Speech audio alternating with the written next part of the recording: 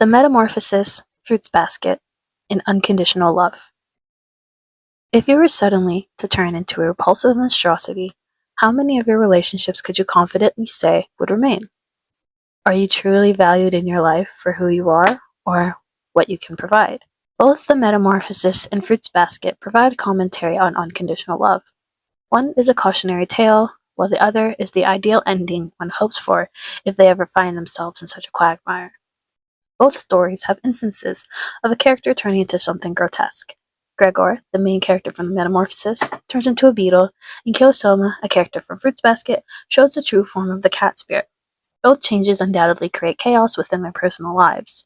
What's interesting is who both these characters were before their transformation and how their worlds were changed afterwards. Gregor was a traveling salesman who was responsible for his family's debts and livelihood as the breadwinner. Kyo was already stigmatized amongst the Soma clan and members of the Zodiac as he was born as the cat, which is seen as cursed and is treated as an utter outcast.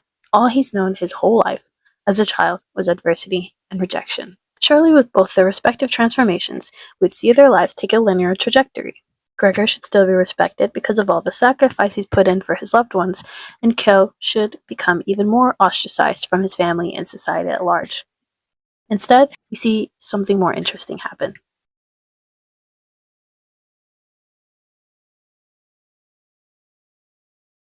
We see Gregor's family have a hard time accepting his transformation, even towards the end of the story, when they had months at that point to process it all.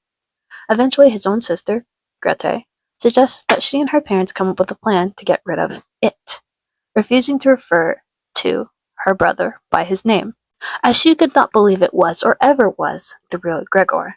Why? Because the real Gregor would have left on his own as soon as he saw how frightened they were of him, for their own well-being. As I read the Metamorphosis, and especially this part towards the end, I was shocked at how little regard his own family had for Gregor and how he felt. Sure, it must have been scary for them, but imagine what life must have been like for him. His whole life had been changed overnight, literally, with no support whatsoever. The same people that he had sacrificed so much for and loved endlessly were so inconsiderate and downright selfish, never once considering how he must have felt.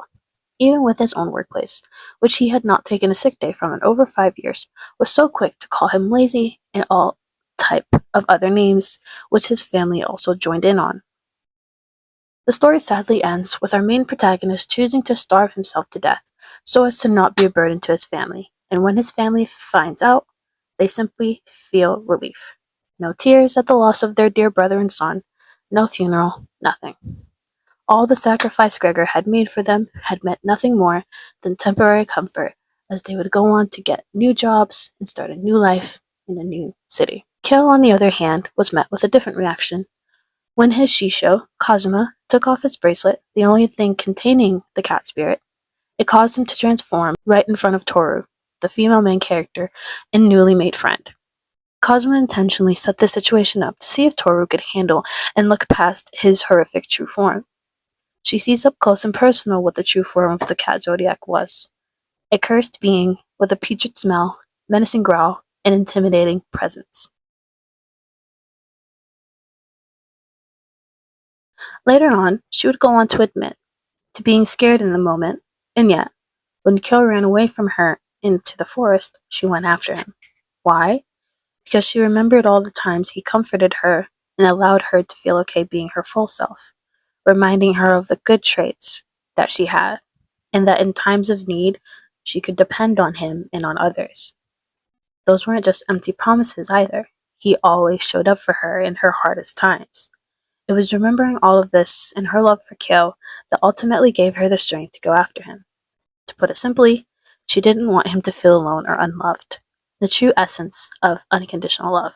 Unconditional love is not about ignoring a person's flaws and seeing them as this perfect being. It's also not about ignoring your own feelings and emotional capacity for things.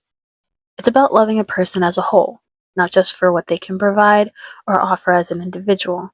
Unconditional love, as I see it, is given as an expression of one's own admiration for another with no expectation of gaining anything in return. It also comes from a place of truth and cannot be faked. I have love for you, and so I show it. Anything else is transactional and will leave you feeling depleted and sometimes, unfortunately, even taken advantage of. Take a look at the relationships in your life and truly evaluate them. Is it truly love or merely a transaction? Are you being valued for your full self or what you provide?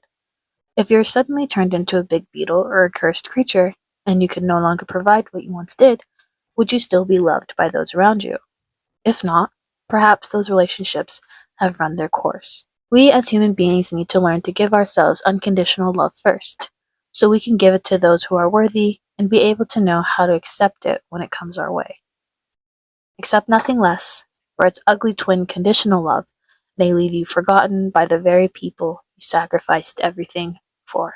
It's finally over. This is my first, I don't know what you would call it, essay type thing. So honestly, I'm nervous even posting it, but I'm putting myself out there, and I just finished the Metamorphosis and I'm a big time fan of Fruits Basket, of course. And so I just thought it was an interesting overlap that the two of them had. So if anyone watches this to the end, thank you and I love you.